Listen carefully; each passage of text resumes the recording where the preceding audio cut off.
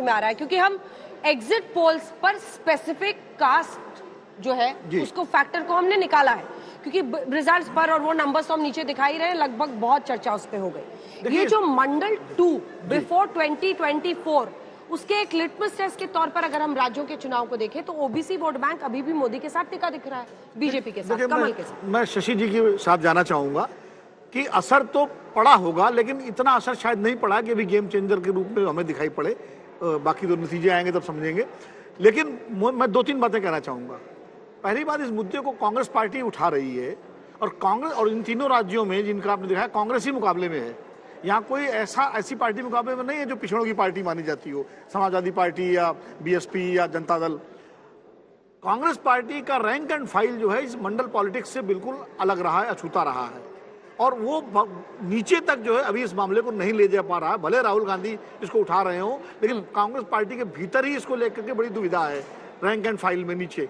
तो वो उस तरह से जैसे बीजेपी ले जाती है मुद्दे को, वैसे उसको नीचे तक नहीं ले जा पाया अभी तक, एक नंबर एक। दूसरी बात, कोई मुद्दा जब बनता है तो बहुत जल्दी असर नहीं होता। राम मंदिर का मुद्दा भारतीय जनता पार्टी ने 1988 में लिया था और बहुमत मिलता है 2014 में।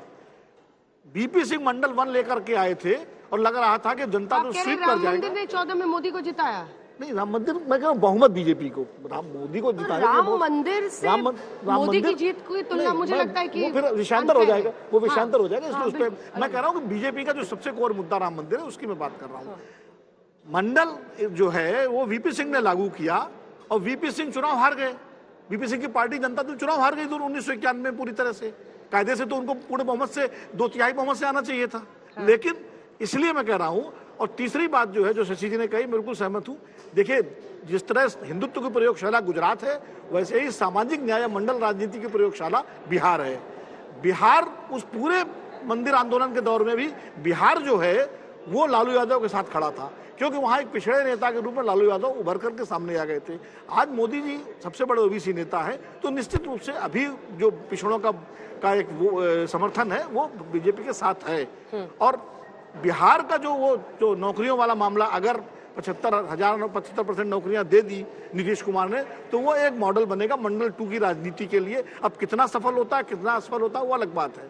और एक उदाहरण और दूंगा कि 6 दिसंबर 1992 को बाबरी मस्जिद टूटी थी, गिरी, और लगा कि पूरे उत्तर प्रदेश में भारतीय जनता पार्टी अब 300 से ज्यादा सीटें लेके आएगी। लेकिन 4 दिसंबर 1993 को मुलायम सिंह शपथ ले रहे थे मुख्यमंत्री की, क्योंकि वो जातियों का समीकरण उन्होंने जोड़ लिया था।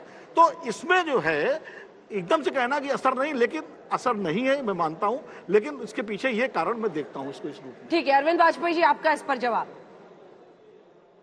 जवाब, और आपकी पार्टी की पूरी राजनीति बिहार में ही है, कह रहे हैं वही लैब है, वही लैबोरेटरी है। ये तो वीपी सिंह के साथ थे मंडल में, वीपी सिंह के साथ थे, याद दिला रहे हैं। ये तो कईयों के साथ है, उसमें मत जाइए, मौसम वैज्ञानिक की चर्चा हो जाएगी। हमारे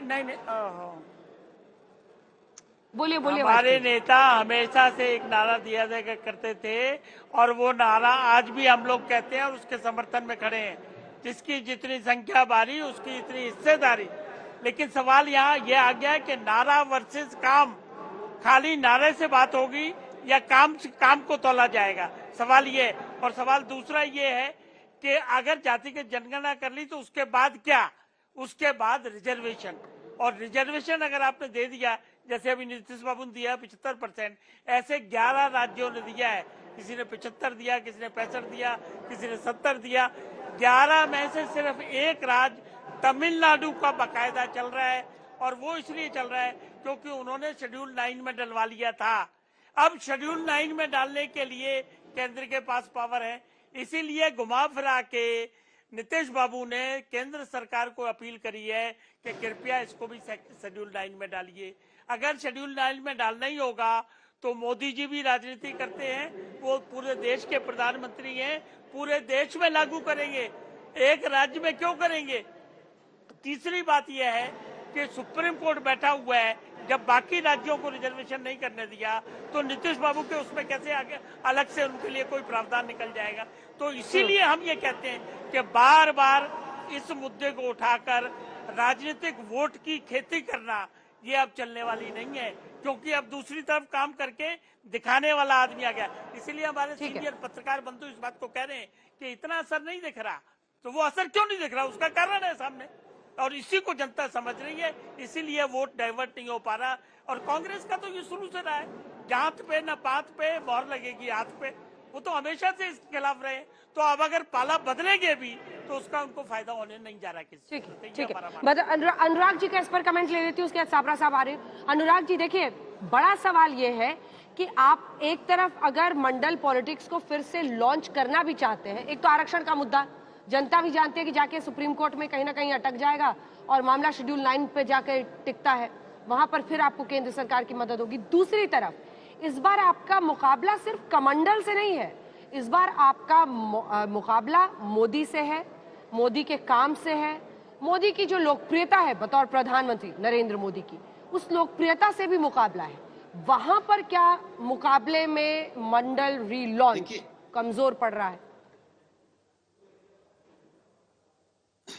देखिए, एक बात तो तय है कि अगर आप जमीन पे जाएंगे, जैसे हमारे एक बीजेपी के सहयोगी प्रवक्ता जो बीजेपी की बात ज्यादा करते हैं, अपनी पार्टी की बात कम करते हैं, तो इसलिए इनके यहाँ कमजोर नेता है, हमारे यहाँ मजबूत नेता है। तो मजबूत की आवाज होती है, इनके यहाँ तो आवाज ही नहीं होती है। आप जो कह रहे थे कि देखिए जिस तरह की राजनीति आप बता रहे हैं कि विकास का काम किया, मैं तो आज तक यही खोज रहा हूं कि बीजेपी ने विकास किया कहां पे है। हाँ, नफरत का विकास किया है और बेजोड़ नफरत का विकास किया, इसमें कोई दो राय नहीं। चारों तरफ एक नफरत का माहौल पूरे देश में बनाया है।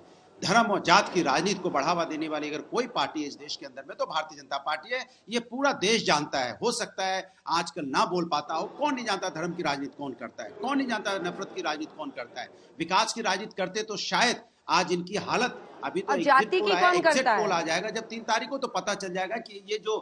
अच्छा ठीक है, अब जनरल नॉलेज में एक क्वेश्चन ये भी है कि जाति की राजनीति कौन करता है?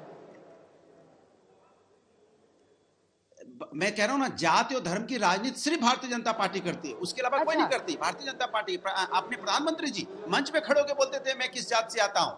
ये किसने आज तक बोला है? किसी नेता का सुना दीजिए, हमारे किसी नेता को सुना दीजिए मंच पे खड़े होकर बोला हो कि हम किस जात से आते हैं।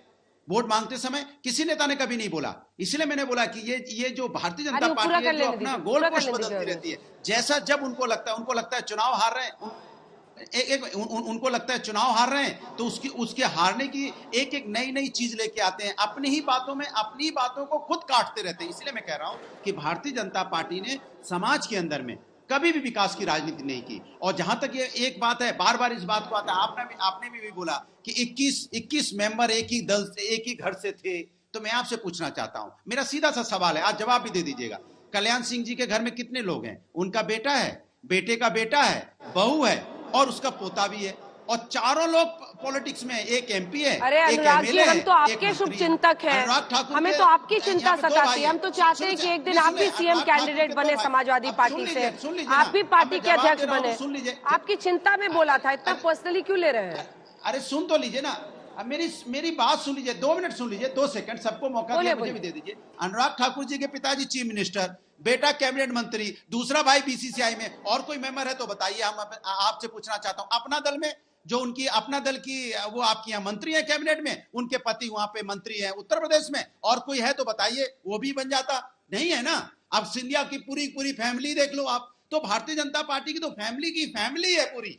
और हमारे यहाँ समाजवादी की बात करें, समाजवादी में लोकतंत्र है, लोकतंत्र में वही जीत के आता है जिसको जनता चुनती है, जिसको जनता चुनती है। आप बताइए ना, जिसको जनता चुनती है वही चुन के आता है। शायद ये लोकतंत्र को गाली देते हैं बार बार रह के, और जिसको गाली देते हैं उसी को फिर अपने यहाँ अपनाते भी हैं। अरे चिराग पासवान जी बता देना, चिराग पासवान जी के यहाँ इनके पिताजी और चिराग पासवान छोड़ दे देते इनको, वाजपेयी जी को। इतने दिनों से वाजपेयी जी चिराग पासवान की पार्टी को ढो रहे हैं टीवी डिबेट में, नहीं इनको बना देते भाई अध्यक्ष, तो देखते हम भाई, वो अपने ही घर में तो हैं। तो जब भारतीय जनता पार्टी के सहयोगी दल और भारतीय जनता पार्टी अगर कोई काम करेगी तो ठीक है, दूसरा कोई करेगा तो वकील है, लॉयर है, वो भी बने, उंगली उठाने ये तमाम दलों में ये होना चाहिए। बिल्कुल, वो भी बने अध्यक्ष एलजेपी के, हाथ जोड़ लिया उन्होंने। इतने अच्छे लॉयर हैं, इतनी अच्छी बातें करते हैं, सामाजिक समरसता भी। आप फिर कहीं और पहुंच गए। नहीं, वाजपेयी बनेंगे तो आप सोचिए ना, वो बातें ही करते हो, बीजेपी की बात करते हो तो अपनी डर के मारे अपनी पार्टी एलजेपी में आप कह रहे हैं कि ब्राह्मण अध्यक्ष नहीं बन सकता है, क्या बनेगा? सामाजिक समरसता उससे हो जाएगी। जल्दी से निजेश जी, आपका पॉइंट, आप बहुत देर से हाथ उठा रहे हैं, इसके बाद आ रही हूँ वाजपेयी जी। अरे मैंने नहीं किया था, विनोद अग्निहोत्री जी का कमेंट था। अंजना जी, ये कहा गया कि प्रधानमंत्री ने अपनी जाति बताई नहीं, ये बहुत ही नीच किस्म का आदमी है, ये वक्तव्य आया था तब उन्होंने कहा था कि हाँ, आप जिसे नीच कहते हैं वो मैं हूं, आपकी नजर में जो नीच जाती है वो मैं हूं। ये है असलियत, ये है यथार्थ। किस तरीके से तोड़ के मरोड़ के आज उन्होंने जब कहा कि मेरे लिए जाति का मतलब यह है कि इस समाज का समूचा वह वर्ग जो किसी ना किसी कारण से विकास में सबसे ज्यादा उपयोगी आगे आ सकता है, अब मेरे लिए वो जाति है। तो इसको उस दृष्टि से देखना चाहिए। अंजना जी 10 सेकंड और लूंगा। 2014 के पश्चात की राजनीति का व्याकरण बदल चुका है। 1980 के दशक की राजनीति के आधार पर 2014 के बाद की राजनीति का विश्लेषण नहीं करना चाहिए और न किया जा सकता है, और उसी तरीके से वो गलत साबित होगा। ठीक है सापरा साहब, मैं एक अलग पॉइंट ऑफ व्यू से ये सवाल पूछना चाहती हूँ। क्या जब क्षेत्रीय दल का सेंसस का मुद्दा या फिर बिहार में जैसा उन्होंने कहा, जब क्षेत्रीय दल उठाते हैं इस मुद्दे को और मंडल 2 को लेकर हावी होते हैं तो जनता में ज्यादा विश्वास आता है उन क्षेत्रीय दलों को? क्या कांग्रेस की जो छवि है पूरी वो मंडल से, जाहिर तौर पर आप उसके खिलाफ थे एक वक्त पर, तो उसके खिलाफ होने की वजह से वो छवि टिक गई है और इसीलिए इन राज्यों में जहां बीजेपी कांग्रेस का सीधा मुकाबला है वहां पर आपको कास्ट सेंसस का या मंडल रीलॉन्च का फायदा नहीं दिख रहा है? इस व्यू पॉइंट से आप जरा जवाब दें। देखिए अंजना जी, जी अंजना जी, मैंने आपको पहले ही कह दिया कि ये समय की मांग है। जब पहले कांग्रेस का स्टैंड अलग था तब उस समय वो समय की मांग कांग्रेस ने नहीं समझी, लेकिन आज कांग्रेस समझ रही है कि ये समय की मांग है, इसलिए ये विषय उठा है। और दूसरी बात, भारतीय जनता पार्टी ये बता दे कि वो जातिगत जनगणना क्यों नहीं कराना चाहते, क्या परेशानी है? आदरणीय नरेंद्र मोदी या भारतीय जनता पार्टी के और नेता ये बता देना कि भाई क्या परेशानी आती है। मैं देख रहा हूं आपके शो पर परेशानी तो अरविंद वाजपेयी को भी है, वो भी खुलेआम नहीं बोलना चाह रहे हैं, वो भी इधर उधर की बात कर रहे हैं, यानी चित भी मेरी पट भी मेरी। इसी तरह से बीजेपी के जो और सहायता करने वाले दल हैं, वो चाहे अपना दल है, चाहे ओम प्रकाश राजभर है, चाहे वो संजय निषाद है, क्या वो मानते हैं कि जातिगत जनगणना नहीं होनी चाहिए?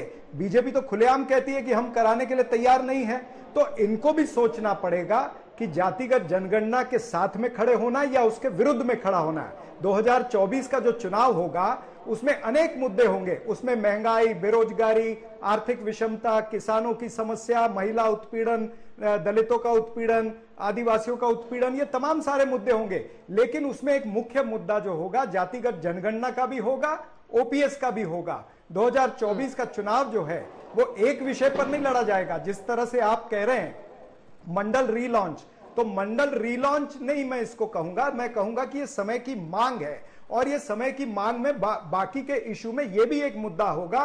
और ये 2024 का चुनाव जो होगा वो मोदी वर्सेस मुद्दा होगा। एक तरफ मोदी होंगे और दूसरी तरफ मुद्दे होंगे, तो मोदी को मुद्दों का जवाब देना पड़ेगा। ठीक है, जवाब दीजिए जल्दी से अरविंद वाजपेयी जी, आप पर बहुत ज्यादा दबाव बन गया है। देखिए नहीं कोई दबाव नहीं है, हमारे पे कोई दबाव नहीं है। देखिए ऐसा है, प्रधानमंत्री जी ने कभी भी जातिगत जनगणना कराने से इनकार नहीं किया है। आपको कैसे, तो मैं उसका जवाब दूं। नीतीश बाबू और तेजस्वी यादव और ये सब मिलकर डेलीगेशन किया था और उसके बाद प्रेस कॉन्फ्रेंस करके बाकायदा नीतीश बाबू ने ये जवाब दिया था कि प्रधानमंत्री ने अरे आप तो कह ही रहे हैं, वो भी कह रहे हैं। उसके बाद अभी अमित शाह जी ने भी बाकायदा पब्लिक रैली में कहा कि हम इसके इनकार नहीं कर रहे हैं, उपयुक्त समय आने पर किया जाएगा। लेकिन हमारी पार्टी और हमारे नेता रामविलास पासवान जी इससे आगे की बात कर रहे हैं। उपयुक्त समय वो कहते हैं कि प्राइवेट में भी रिजर्वेशन चाहिए और खाली रिजर्वेशन नहीं चाहिए, खाली रिजर्वेशन नहीं चाहिए। हम ये चाहते हैं कि हिस्सा चाहिए, हिस्सा मोदी देने की कोशिश कर